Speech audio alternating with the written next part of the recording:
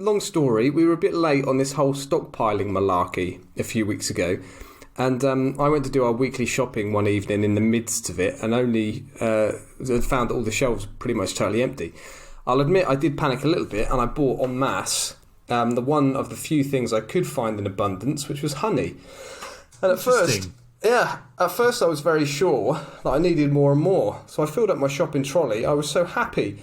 Oh, runny honey in my porridge, runny honey. Feel free to join in. I don't know what you're singing other than runny honey. For you, runny honey. Do you not like ABBA? Oh, is this ABBA you're singing? Yeah. God, I've still got so much left, even though I'm trying my best. I just don't know what to do. I feel like Winnie the Pooh. There's a couple more verses. Oh, hey, runny honey in my curry. Tastes a bit funny. Runny honey with onion chutney. Very yucky. This is what I do when I'm looking after kids. It tasted oh so nice, but now I've paid the price. Don't put it on the pies. Because we're getting there, Sam. I was actually going to go for I'm feeling constantly sick because I'm pre-diabetic, but now's where it gets a bit silly. Don't you worry. Runny honey to wipe my bummy, ooh ah, rather slimy. Ooh, ooh, ooh, ooh. Runny honey to ease my thrushy, ooh ah, slightly horny. Oh, it's pulled in my underwear. When I fart it goes everywhere. I'm being followed around by bees. Can you stop this please? And I've got two more verses. I quite like these ones. Donate honey to the nunnery. Honey nunnies. Flushing honey down Aussie toilets. Honey dunnies. That'll do. That'll do. Surely, traditionally, the honey would come from the nunnery. Yes, well, quite possibly. And there's good-looking nuns in the nunnery. The nunny honeys, as opposed to the honey nunnies. The nunny honeys, yeah, the nunny honeys making honey at the honey nunnery. On a serious note, I was very depressing last week, and so I'm making a concerted effort to do lots of silly accents this week. Excellent, good. There's nothing like overcompensation.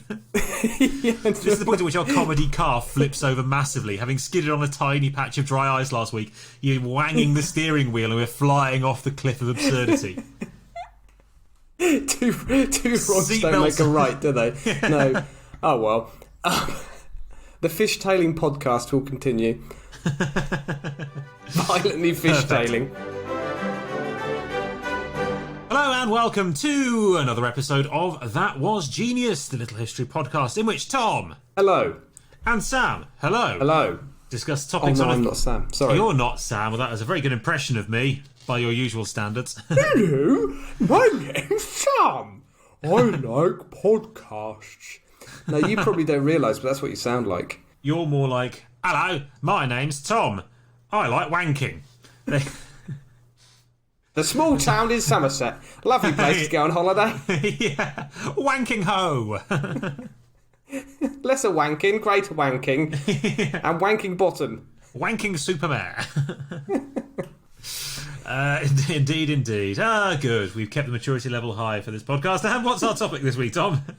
Oh, what was the topic? What was accents, wasn't it? It was accents. Then we're going to have lots of silly voices. Good, your research has done well. Lots of silly voices this week. Yes. How have you found your research? It's been a fairly tricky week, Sam. It's been a fairly tricky week. It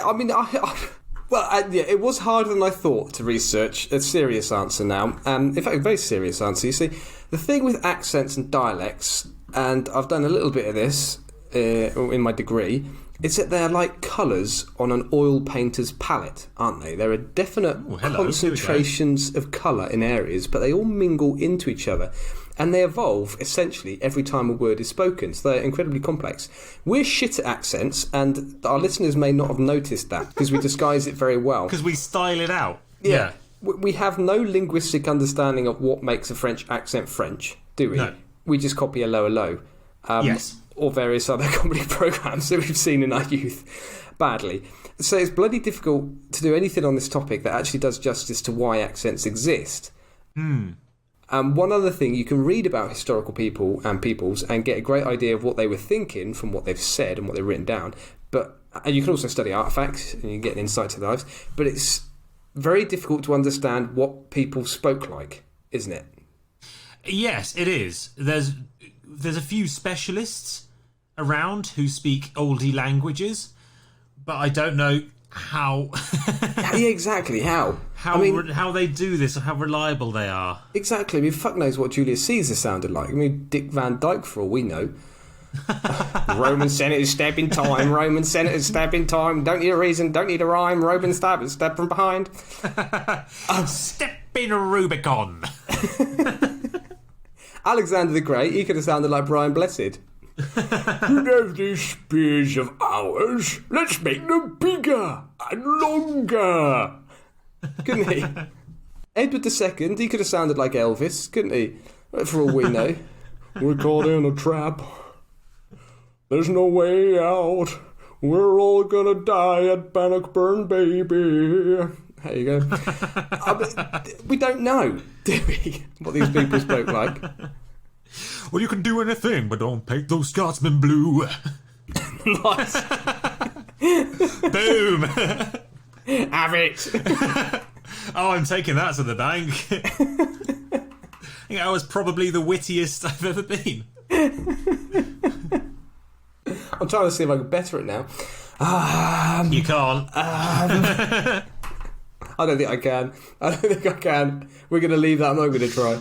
I was delighted to find out that you didn't know where the RAF, the Second World War RAF posh accent came from, or no, the stereotypical pirate accent came from, which surprised me because I think they're quite well known.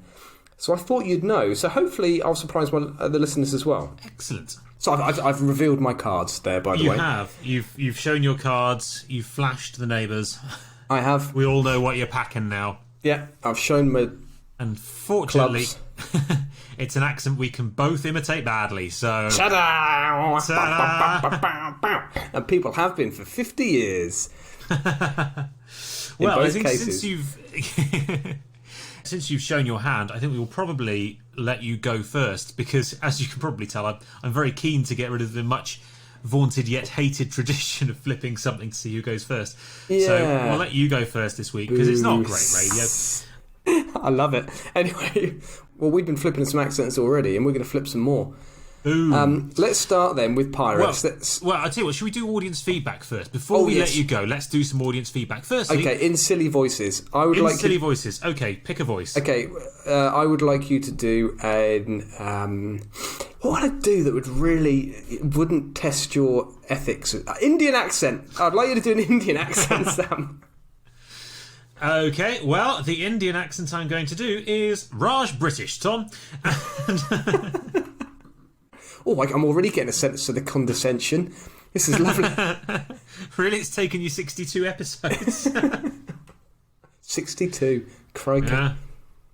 Well, when I'm 62. So, yes. When I get older, making mince pies 40 years from now. Don't know where that's going. No. That's oddly untopical. This is a throwback to the time we tried to do number 40 as a topic for our 40th episode, but it was the 41st episode because we fucked up. This is like that, but worse. Oh, dude. So, Hannah has written to us to say, love your podcast, guys. Always guaranteed a good laugh. Thanks, Hannah. Thanks, Hannah. Weddings for a topic? Weddings is a good topic. That is a good one. And Mango Man, good old Mango Man, has written to us again. I'm going to choose another accent. Okay. That one wasn't Indian. No, it's all right. I am quarter Indian, so I'm going to claim that was. Yeah, Indian. I'll go and let you off. I know you don't like doing that. How about Black South African? No. How about a 1960s cartoon cowboy?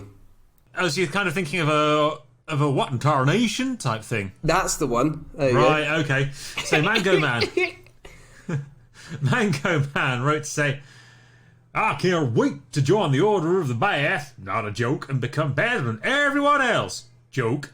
Keep it up, guys. Love you. Joke status pending.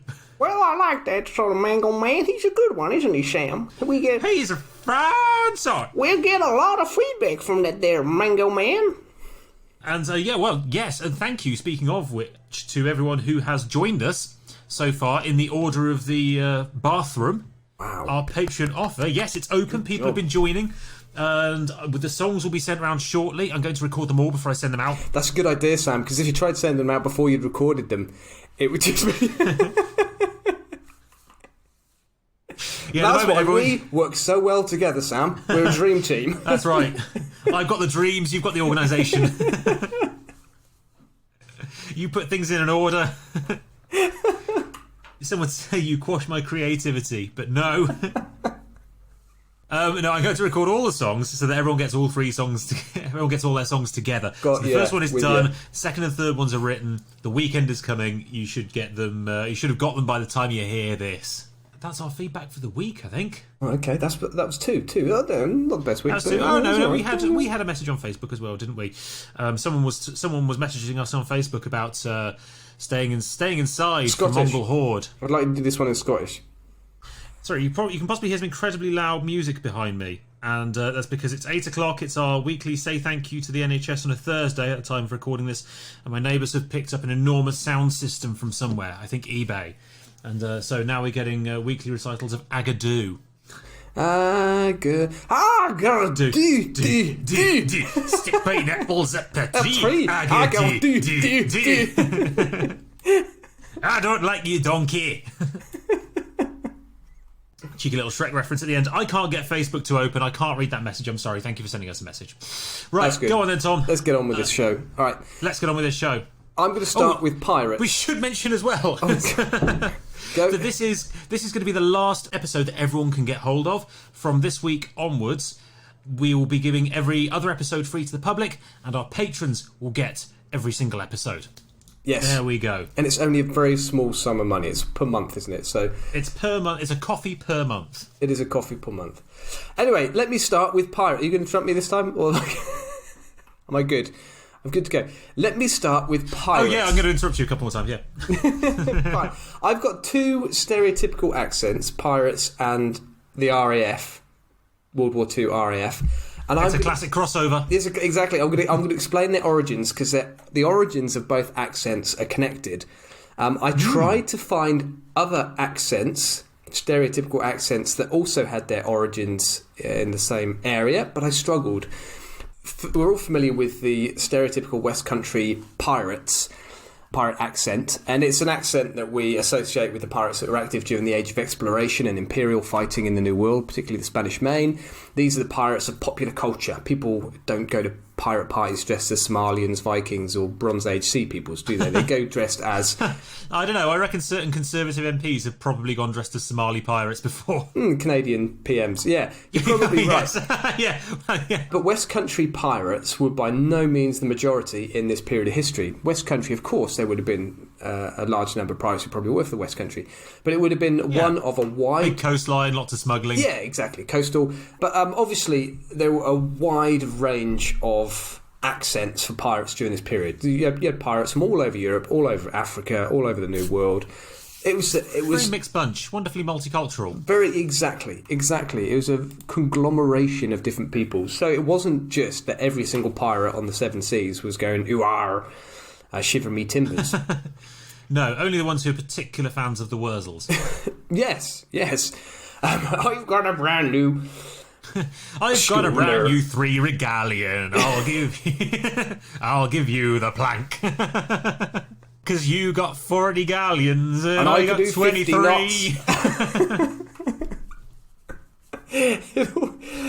So actually, this accent all started with the 1950 Disney classic Treasure Island, based obviously on the book by Robert Louis Stevenson. And in this film, Long John Silver is played by an English actor from the West Country called Robert Newton. And he went on to star in the 1952 film Blackbeard, and in 1954 he played Long John Silver again in a film called Long John Silver, Return to Treasure Island. This time it's personal. And... Longer, Johnnier, and more silvery.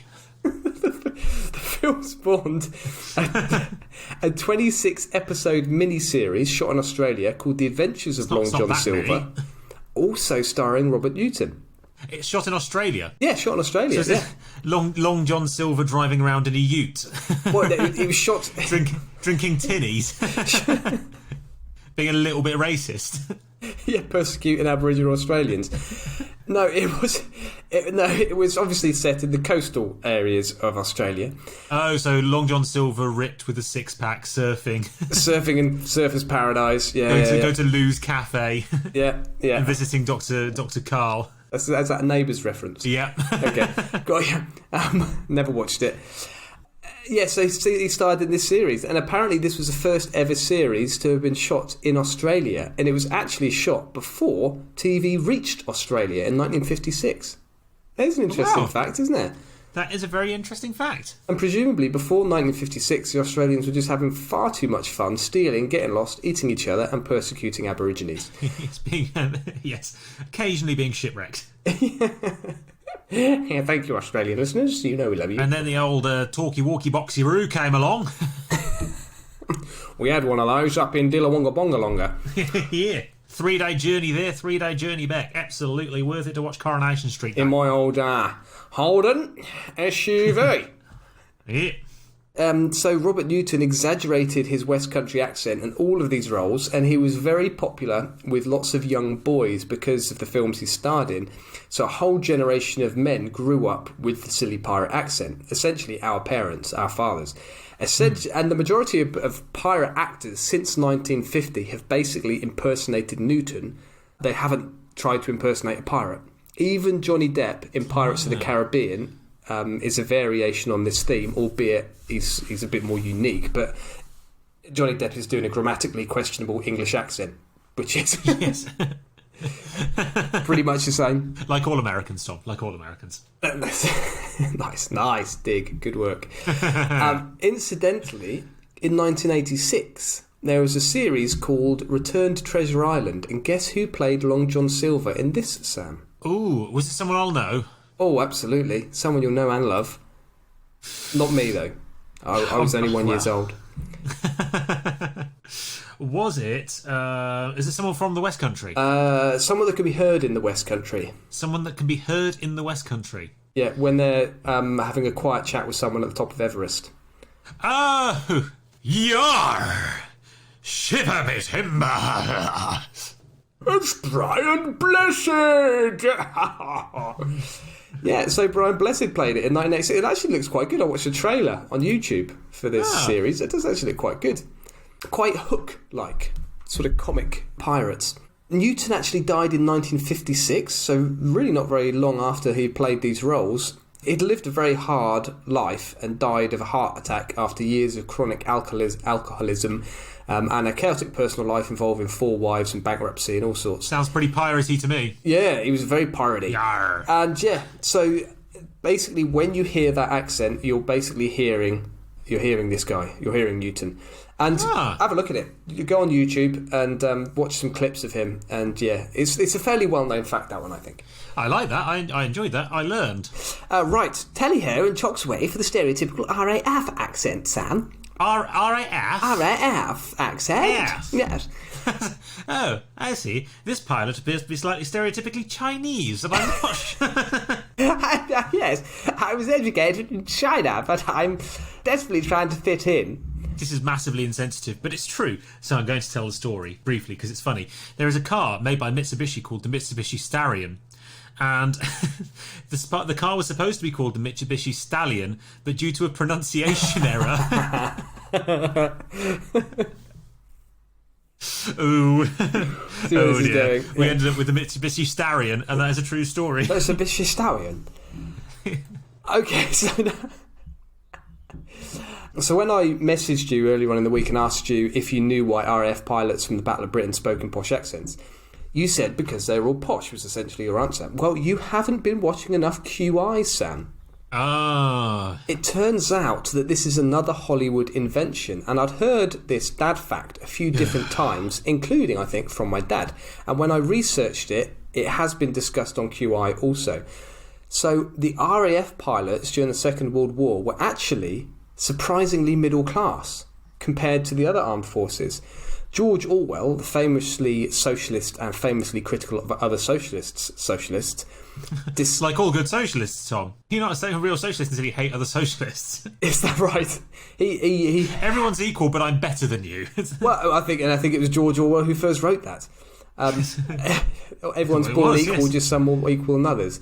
Yes. So yes, he hated British socialists, didn't he? Anyway, he discussed the political consequences of Britain being defended by such a middle-class group of men in his essay The Lion and the Unicorn, Socialism and the English Genius. Here's a quote from it. "The heirs of Nelson and of Cromwell are not in the House of Lords, they are in the fields and the streets, in the factories and the armed forces, in the four-ale bar and the suburban back garden, and at present they are still kept under by a generation of ghosts." And he refers to that in the contexts of the Battle of Britain. Churchill himself, who famously said that, quote, "never in the field of human conflict was so much owed by so many to so few," again when referring to the Battle of Britain, he very much recognised how middle class the pilots had been. He observed that relatively few men from Britain's private schools flew fighters. In fact, of the around 3,000 pilots, only around 200 had attended elite private schools. In fact, around 574, and that sounds like a very specific number, but that's the number I picked up. It's probably, I'm sure there's a little bit of leeway there, weren't even British. There were around 140 Poles, 130 Kiwis, about 110 Canadians, about 90 Czech. What do you call them? Czechs? Czechoslovakians? Well, actually, there would be Czechoslovakians then. There'd be Czechs now. Yeah, exactly. Yeah. But I think you could probably say Czechs back then and not get in trouble. And there were a whole host of other nationalities as well. When Churchill heard in late August 1941 that the Battle of Britain had been won, he said, referring to the state-schooled pilots, "They have saved this country. They have the right to rule it." So why are the RAF pilots thought of as posh? Well, it's because they were usually played by posh actors in the aftermath of the war in movies. Or, so the theory goes, Sam, because I must admit, this didn't seem to be the case in my research. I started researching the main actors, the stars of Battle of Britain films in the 40s, 50s and 60s, and I'll have to admit that the majority of them seem to have very middle-class upbringings too. The only exception I could find was David Niven, who was the star of the 1946 film A Matter of Life and Death, which actually looks like a quite good film. I think I may have seen that in my youth. Went to a private school and would have probably gone to Eton had he not been expelled from a private school for being a prankster. So I'm not... That's the explanation that's usually given. Posh actors in the aftermath of the war. But again, I didn't seem to be able to find any evidence of that. What I suspect is that potentially all of these English actors had been taught to speak received pronunciation. So they'd been taught to speak. Because that was what was expected at the time, wasn't it? Exactly. It sounded like the BBC. Exactly. BBC News.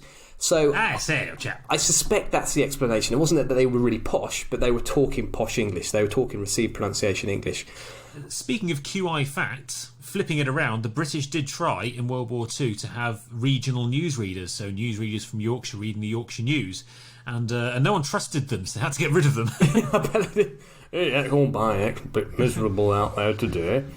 Christ almighty, those Jerry's look like buggery up in the sky right now. I'd stay indoors if I were you. Of course, everyone goes running out into the streets going up north. I'm not going to be told what to do by some daft twat. And now over to old Jeffrey for weather. For weather and cricket. Miserable. Probably going to rain. There's bastard cats and dogs outside. Stay fucking side if I were you. The bloody cauliflowers aren't going to do very well in this weather. No, brassicas are ruined. I even went looking at famous American World War II films, like The Longest Day, starring many famous actors, including John Wayne, who plays stubborn, good old American Lieutenant Colonel Benjamin H. Vandervoort, who insists on playing his part in the Normandy landings behind enemy lines, despite having 5 broken limbs, 3 eyes poked out, and being partially decapitated. Have you seen that film? Yes, I have, yeah. John Wayne's character is fucking annoying. Being partially decapitated, Tom, just meant that he could see around corners better with none of the 3 eyes that he had left. I mean, it's called, the film's called The Longest Day. It's quite a good film, but it is the longest bloody film. It's right. Yeah, it is a very good film. I mean, it's a cracking film. But yes, it's got some excellent. I mean, it must have cost a lot. The cast is massive. The cast is like a who's who. It's even got a young Sean Connery, hasn't it? As one of the. Did you just spoonerise Sean Connery to short and curlies? Pubes, Miss Moneypenny. Pubes. Interesting fact about Sean Connery. Did you know he was a bodybuilder in his early days? Was he? Yeah. I thought he was a milkman. Am I getting? Could have been doing both, Sam. He could have been banging out the bicep curls with the milk bottles, doing some sled pushes with the float up the street. Yeah. No. Well, it seems that we're both right. He clearly got high off his own supply. Took that protein and calcium to the max. The funny thing is, he doesn't actually look particularly stacked, though.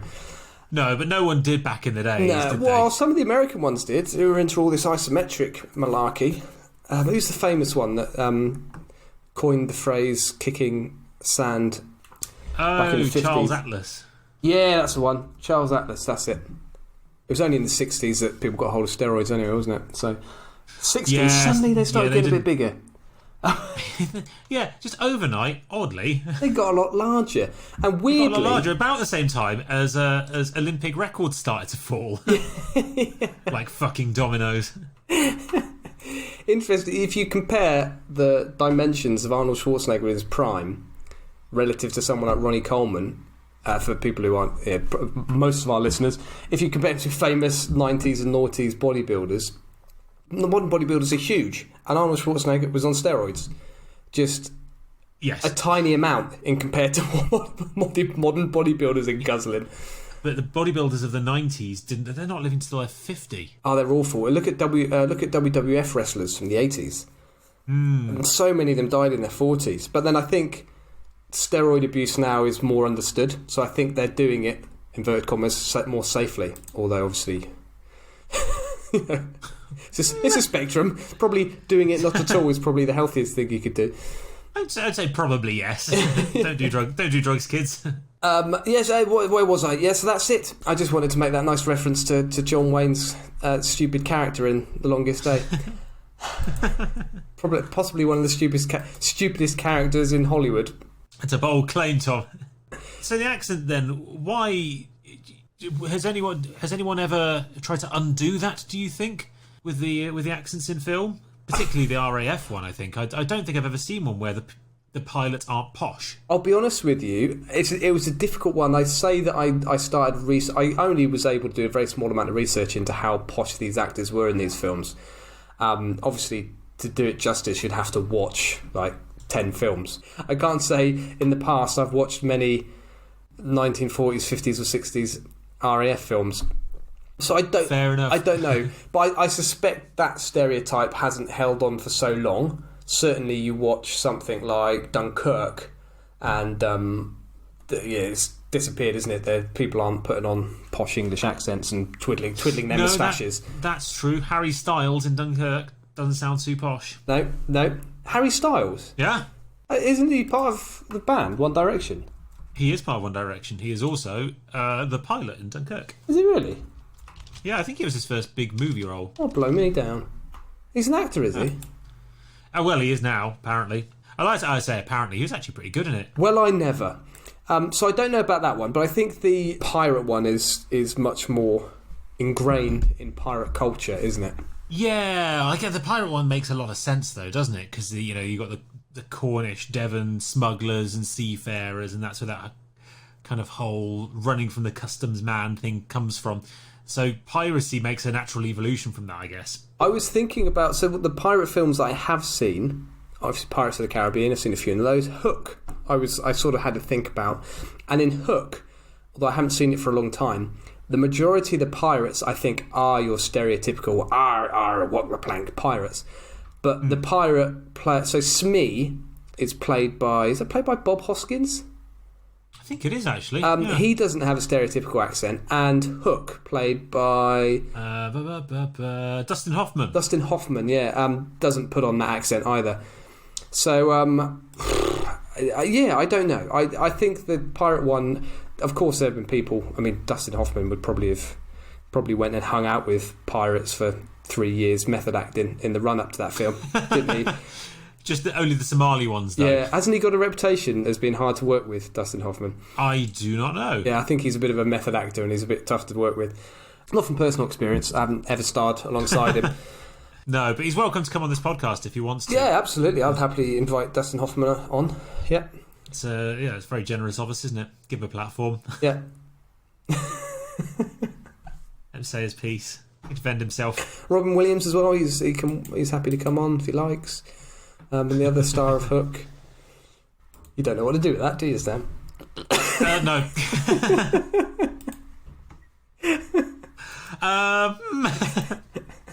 We'll do a seance. There's an elephant in this room, and I don't know what it is. I know Robin Williams is dead. Right, over to you, Sam. Nevertheless, the invitation stands.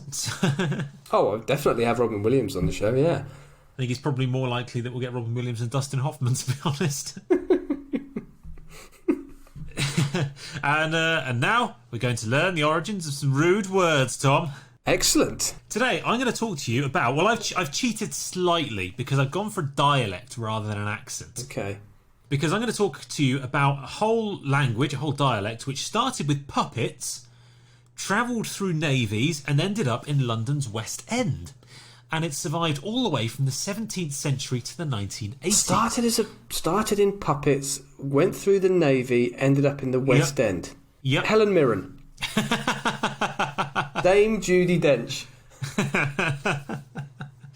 Well, I'm sure they've been all the way through the Navy. Kevin Spacey. He was definitely... Dustin Hoffman. This is method acting for Hook. How many more national treasures can we ruin? In what is clearly, their lawyers, a joke. Apart from Kevin Spacey. I think that's well established. Kevin Spacey. Going back a few episodes, I'm now imagining Kevin Spacey dressed up as Cher, parading around a naval ship in a music video. Ooh. Anyway, today I'm going to be talking about Polari, which of course is the you secret... are. Of course I am. The star. Which can you get? That's Polaris, but we're close enough. Okay.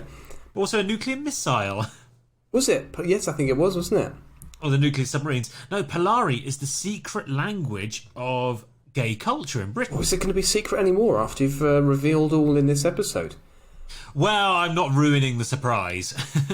The secret language of gays in Britain. Yeah, the secret language of gay culture So in we Britain. really weren't far off with Kevin Spacey, were we? No. No, I left that because I thought you can come back to that later. That could be the episode arc. Yeah. If only he'd have played a pirate, old Kevin Spacey. As opposed to just playing with pirates? No, that doesn't work. Shivering their timbers. Indeed. Walking their planks. Rogering their cabin boys. Indeed. Semening their stains. No. Neither of those work, do they? Unless people know... No. Cut them out. Baiting their masters. know the urban myth of... The myth of Captain Pugwash. Yeah. Raising the masts. Yes. Firing the big gun. Sending a warning shot over the bows.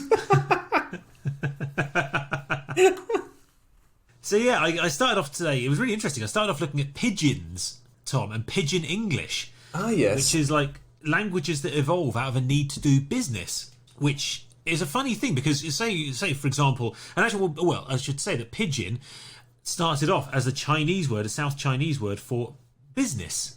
And so pigeon English is business English. And it's a language that's spoken in huge parts of the world. It's one of the most widely spoken languages in the world, is a mangling of English and another language.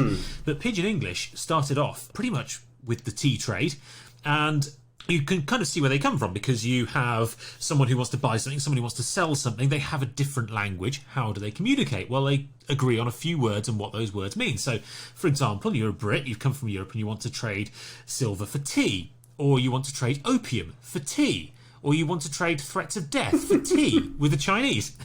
And you can very quickly build a basic language out of that, which gets the message over I want this. tea. I like tea. Nothing worse than an angry Englishman who hasn't had a cup of tea. No. And this is really important if you want to do international trade and if you want to build an understanding with someone, because you don't want to end up, Tom, with another case of the Yucatan Peninsula in Mexico. I saw this in my research. Which translates in Mayan as, I don't understand you. That's cracking, isn't it? That's such a good fact. It is. Brilliant fact. And from pidgin languages, these kind of mangled languages, pretty quickly evolved languages called creoles.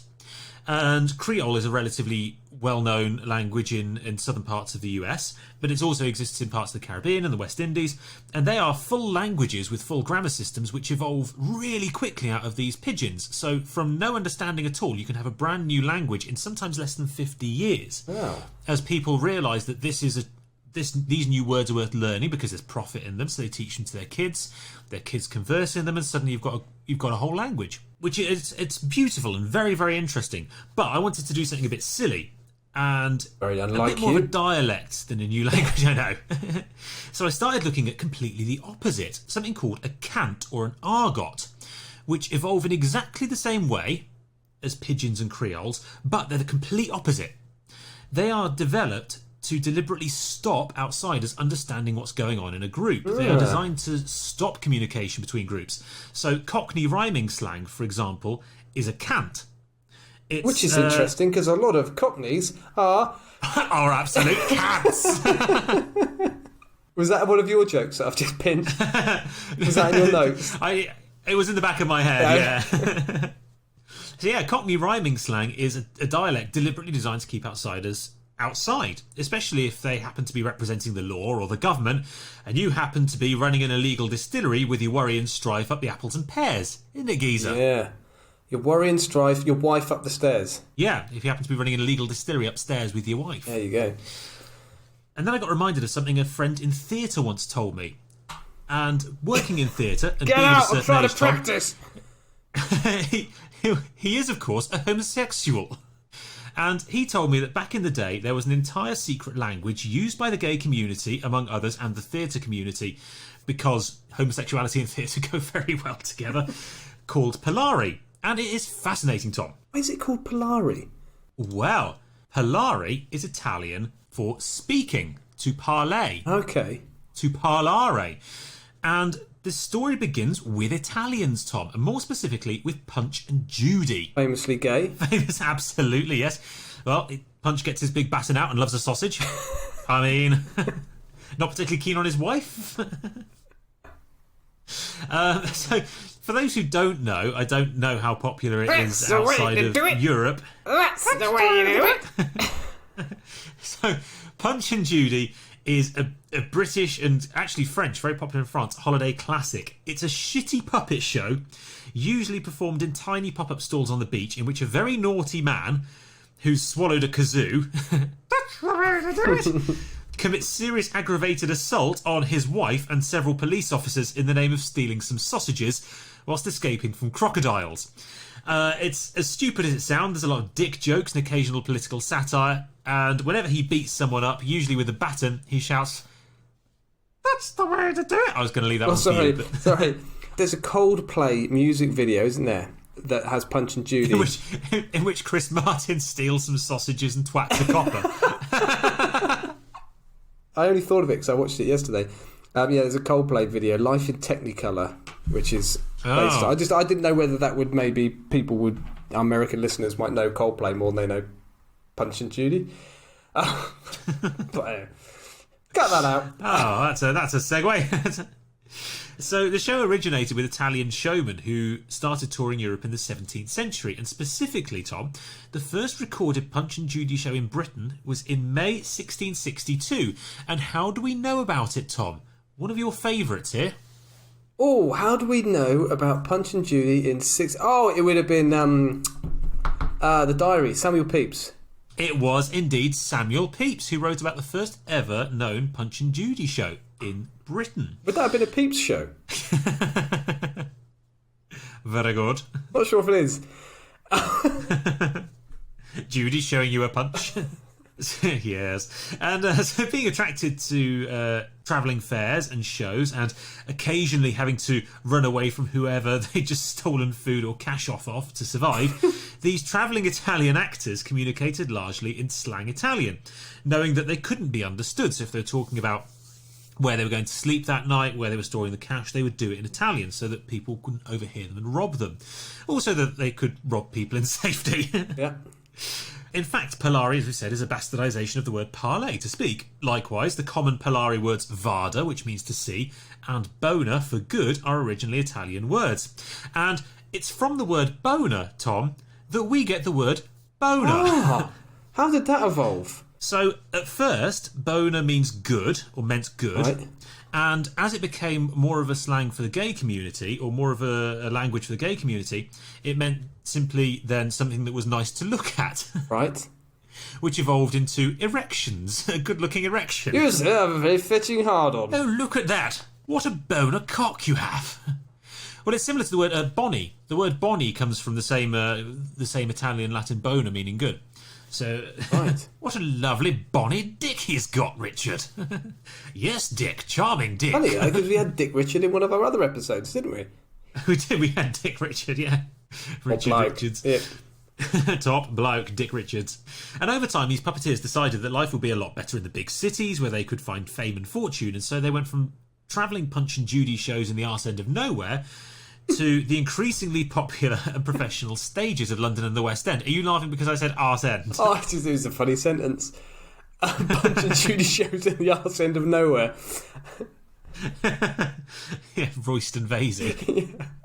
Yeah. So yes, they gave up Punch and Judy and went to the West End. Now, theatre, Tom. Theatre, darling. It's a funny old business. Oh, there's no business like show business, you see, Tom, old boy. Oh, Tommy Phillips once told me that. He's a wonderful Hamlet. He is wonderful like no other. His Cleo camping Emmanuel and Dick would make a sergeant major weep, dear boy. Oh, the theatre. Incidentally, Tom, I've got no idea what Cleo, Camping, Emmanuel and Dick is, but I googled famous theatrical monologues and picked the funniest Oh, is that right? I thought they were Polari terms. No, they're not. No, it's just... No, it's just something I googled. I thought you just asked someone to pull your ears. Yes. Cleo, Camping, Emmanuel and Dick. There's a famous 4 novel I haven't read. John Paul, Ringo and the other one. Yeah.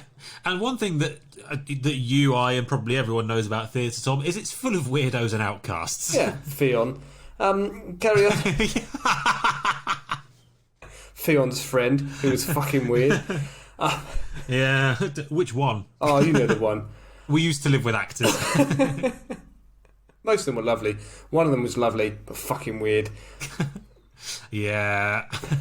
I got really offended one of my ex's new friends once. So my ex started work in a cafe and brought a friend home from work one day for dinner who was an absolutely horrible woman, an unemployed actress. And I was having none of it and a little bit drunk. And over dinner she was talking about her acting and talking about her acting and talking about her acting again. And I asked her in which restaurant she was currently acting. She got really offended. Never came round again. Did you storm out? Was it that good? Did you throw a bottle after her? Don't come back. Something like that. I imagine there are areas of London that are like that, aren't there? LA's like that, isn't it? LA's full of unemployed actors. Oh, yeah. Well, this was... where was she living? She was living in Clapham, which is peak unemployed actor. Clapham and Balham. All right. Peak unemployed actor territory. Yeah, completely. Anyway... so acting is a dirty profession, isn't it? It's halfway between the kind of the seedy underworld and the kind of the grim backstage and dark alleyways behind theatres and a glittering nobility in the boxes, you know, the royal box and top hats and monocles. And it's always, as a career, been pretty accepting of people who don't have anywhere else to go, particularly historically, in Britain at least, people like Gypsy and Romany communities, for example, Charlie Chaplin. A lot of Jewish theatre workers and actors back in the day, and a lot of homosexuals and prostitutes. A lot of female actors weren't very well paid. They got a lot of attention from men. There was a lot of sex work going on in the theatre. And so this language began to evolve between people who lived a life that was, in the shadows, very dirty, often cavorting around with wrong-uns and getting into all sorts of scrapes to make ends meet, and having to present yourselves as very high-class thespians, able to hobnob with the great and the good. Hobnob. And Polari began to evolve as a language all of its own, mashing together all of its various parts, which allowed the people who spoke it to live very normal lives but secretly communicate with one another. And loads of the words which they began to use, we still use today. Words like butch for masculine people, bevy for a drink is Polari. If you're talking about your nose, you might say your schnoz. That's a Polari word. Yeah, kazi as a word for toilet, or naff. And we talk about things being naff all the time for disinteresting, boring, which originally translates from either a northern word for blockheaded or thick, or I quite like this alternative one, Tom.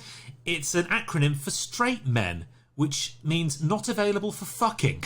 Not available for fucking. Therefore, being a little bit disinteresting. Wow. And these words were really important at a time when being homosexual could get you killed or locked up. So as time went on, gay men who didn't particularly like the idea of a career in theatre or had something to escape from quite frequently joined the merchant navy. It's a bit of a tired old stereotype of, you know, the camp sailors. Could have been one I could have explored, isn't it? Yeah. Kevin Spacey certainly did. As did Cher. Hey. As did Cher. So, yeah, you had a lot of these men who were outcasts, who had nowhere else to go, who were possibly wanted by the authorities on suspicion of being gay, being homosexual back home. So they joined the merchant navy for a lifestyle that was generally more accepting. It was an escape. You could sail the seven seas. In the navy. I don't know the other words in the navy. But you could see other parts of the world. And Polari began to be spread through the navy, obviously, and then the rest of the British Empire, particularly the brothels of Asia. And, in fact, even, Tom, the word slum, if you talk about slums, slum is a Polari word, meaning foreign languages. Essentially, the slums are where the non-English speakers live. Oh, this is good shit, Sam. So much learning in this one. So much learning, so much education. And yet so much silliness. Yeah. We're getting the balance right. We've got not available for fucking. We've got slums.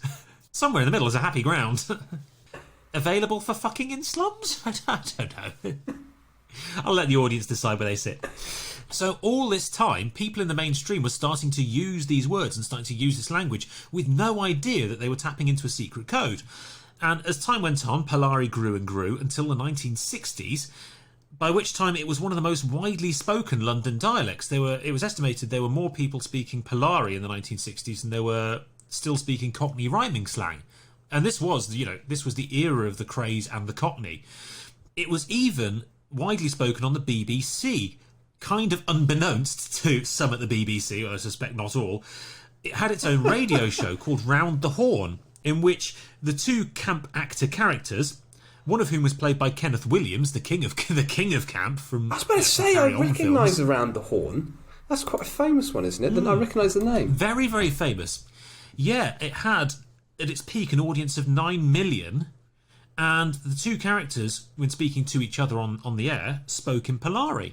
Vast numbers, the vast majority of the people who were listening to this just thought it was some kind of funny actor code. They didn't realise that it had this whole gay subculture language and that the BBC was actually talking to gay people through this radio show under the noses of the authorities. Absolutely incredible. Absolutely incredible.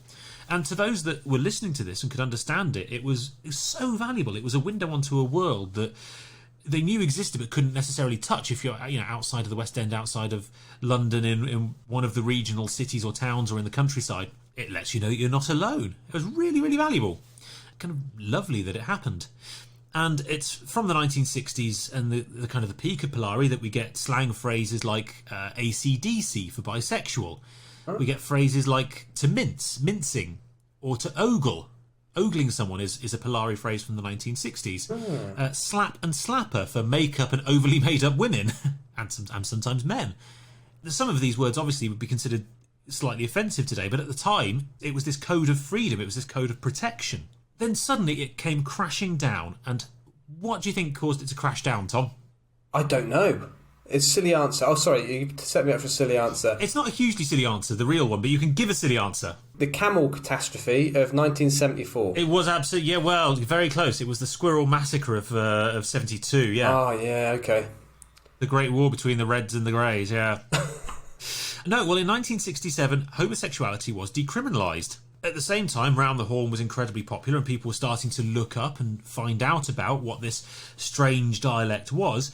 And so suddenly, within the space of weeks, days, months, you had a code which was no longer a code because people understood it and was no longer needed, really, because the action that it protected against was no longer illegal. So it pretty much died out overnight. It survived for a while in theatre and cruise ships. In theatre, just because theatres love tradition, and on cruise ships, because it's a great excuse for the crew to talk about customers in front of them without them understanding what they're talking about. That's exactly what I was going to say. It's probably like, yeah. So the cruise ship staff could have a chinwag, yeah. Talk about the annoying fat Americans that kept stuffing the whole buffet down every morning. This buffet's supposed to feed all 30 people on this cruise ship, and fucking... A very small cruise ship with 30 people on. It's quite small people, but they're all Americans, so they'll take the room up of 3 people. It's supposed to feed every person on this canal boat. Rosie and Jim's cruise ships. Rosie and Jim, sailing around on a coronavirus carrying petri dish of germs and hate and disease. That's cruising. So Rosie and Jim, that's where you go if you want to swallow Quim. I thought you might... Wow. Okay. Well, that took an unexpectedly dark turn. We'll be talking about going dogging in Brum next. There's a very famous dogging lay-by very, very close to where I was brought up. And me and some mates drove down it on the way home from Winchester one evening at about sort of 1 a.m. and flashed our lights and then received a flashback and then wound down all the windows and just started yelling abuse. And drove out the other side in a very 19-year-old way. From memory, it was fairly petty abuse as well. So rather than you fucking wankers, it wasn't like that. It was like, put your willy away. Oh, good times. Beautiful. Wonderful times. Well, speaking of putting willies away, Tom, I'm almost done. Just to finish off by saying that there is one place where you can still hear Polari today, and that is in fairgrounds. Strange folk. Smell it a little bit like cabbage. That classic Austin Powers reference. Yeah, a less sexualised version of Polari is still used in travelling fairgrounds today. And Tom, in 2016, David Bowie's Black Star album had a track in it called Girl Loves Me, which is mostly in Polari as well. Girl Loves Me, how appropriate for David Bowie. Was it followed up by I Fuck Underage Girl? But nobody questions me because I'm David Bowie. That's the B-side. Yeah, every time anyone questioned it, David Bowie was just, look over there, it's Kevin Spacey. Yeah, but I'm David Bowie. I'm far too cool. I'm not like Jimmy Savile, who's not cool anymore. We can hang him out to dry, but I'm not going to be hung out to dry. Me and Chuck Berry can get away with it. Because the middle classes love us, but they don't love... Who hasn't been fucking anyone that we can prove. See which one of those we can still edit in once I've Googled whether the claims have been proven. I think the David Bowie one is fairly well known. Yeah, David Bowie was very well known, as is the Chuck Berry one. And they're both dead, so can't libel the dead, Tom. Them's the rules. Oh dear. Which means we'll have to be careful what we say about for the next 50 years. For the next 200. Well, that's any of those that I've edited out. It's just we'll bleep those out in a comedy fashion. Oh yeah. All I'm going to do, Tom, now is just finish off with a little quiz. Oh, excellent. So what do you think, Tom? These are commonly used words, relatively commonly used words, which come from Polari, and we use them today. So what I'm going to do is I'm going to give you a meaning, and you have to give me the word. So, hassle, Tom. Hassle. The first word is hassle. And I've got to guess the meaning, or are you going to give me various meanings? No, you're going to have to guess what the word in Polari that we still use today is. So this is a word for something being a bit chaotic and a bit of a hassle. Oh, okay, and it's a Polari word. Ooh. Yeah. Ooh, what a Palaver. palaver. There you go, Not Tom. to be mixed up with the pavlova. Not yes. What a pavlova. Yes, or indeed, whatever you said the first Pavlova. time, not to be mixed up with a word that I can't say. She was a Russian gymnast. Yeah. Question 2, Tom. This is a word for a football hooligan or a young person getting into kinds of trouble. Ooh, he's such a... Liverpudlian. No, the word was Geordie. So a youngster who's getting in trouble, bit of a football hooligan. Yeah, 3-letter word. Kev. Close. The word is yob. Yob. Okay, yob. Yob, which is actually, it's boy backwards. It's what's called backslang. Backslang. Wow. Yeah. So next one, Tom. It's a word. This is fascinating. Yeah. It's a word for policeman, Tom. It's a word for policeman. Is it a pig? That's the only other thing I can slang. Close. Porky? No, it's not pork related. It's the rozzers. The rozzers. Okay. Oh, that's not what I was thinking. Yeah. The rozzers. there you Where go. does the rozzers come from? I don't know. Okay. The rozzers. No idea.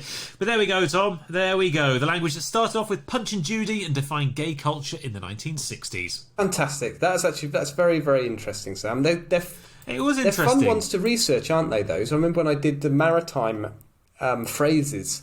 Very fun to research. Yes. Sort of linguistic stuff. And you obviously had a more creative mind than me, because I obviously got stuck in a bit of a research dead end. And you got a cracking one out of it. Yeah, so not massively funny, but there's a few rude words in there. It's just a really interesting story, isn't it? Yeah, very good. Very, very good. Right, so we should probably think of a topic for next week's episode, which if you want to hear, you will have to go to thatwasgeniuspodcast.com and subscribe to become a knight of the, or companion or whatever of the Order of the Bathroom, one of our Patreon offers. Every other week we are doing a patron exclusive. Yeah, with Dustin Hoffman. With Dustin Hoffman, yeah. So I think we should probably make up a subject ourselves, because I don't want to take an audience suggestion which they maybe can't hear. That's a good thinking, actually. That's very polite. Yeah. Right. So we could do weddings in like 2 weeks' time. Good idea. I want to delve into some Icelandic sagas again. So, shall we go Scandinavian? Scandinavia, okay. Not sure Scandinavia's a place. Good. Yes, it is. Scandinavia. No, just... Where's fucking Scandinavians come from, you absolute moron? You said it in a slightly odd way, and I heard it, and I that didn't make any sense. And then I thought, no, Scandinavia is definitely a word. Fuck me, Tom. You think Mesopotamia is like Narnia? Is this where it turns out that certain parts of the world just don't register on your reality I do like scale? calling Canadians Canadans. I do like doing that. That's good. So do you want to do Scandinavia? When you put it that way, Tom, how can I refuse? Scandinavia? Do you know what, for some reason when you said Scandinavian, do you remember the kids' TV show, Dr. Zipbag's Transylvanian Pet Shop? Zipbags. Transylvanian. Scandinavian Pet Shop. Oh, hello. I have come in with my polar bear. I'm my elk. I'd like to buy a Scandinavian. Particularly, I'm interested in an Eric. What Erics have you got? Well, I've got this red Eric. Or Eric the Red, if you like. and Eric the Blue. Eric the Blue's the rude one. He's the one who tells Eric dirty the Red jokes. is rather violent. He keeps getting sent away from islands for murdering people. Eric the Blue, yes, tells rude jokes. Eric the Blue thinks your mother-in-law's so fat. Eric the White is a wizard. Eric the Grey drives a Volvo and enjoys collecting stamps.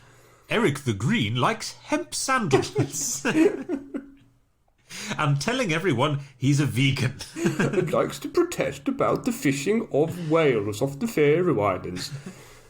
Right, Scandinavia. Scandinavian it Pet is, Shop it is. Yes, so we hope to see at least some of you there, because I think it's probably going to be the lowest listenership we've had for a podcast in a while, but hey. 3 people listened. Back to the good old days. Yep. That was about the first 61 episodes, wasn't it? yeah, pretty much. So we hope to hear from some of you, see some of you Otherwise, we'll be back in 2 weeks when I think we'll probably do marriage. You can get in touch with us in the meantime on Facebook, That Was Genius Podcast, on Instagram at That Was Genius, and on Twitter, that_was_genius. And of course, check out the new website, thatwasgeniuspodcast.com. Yeah, it's got pictures of people putting their fingers up their bums. Medieval manuscripts of people putting things up their bums. And so much more. So much more. Nice bit of David. Yeah. Michelangelo's David. Yeah, we got Michelangelo's David's testes. And so much more. We should probably say goodbye. Say goodbye, Tom. Goodbye. And it's goodbye from me.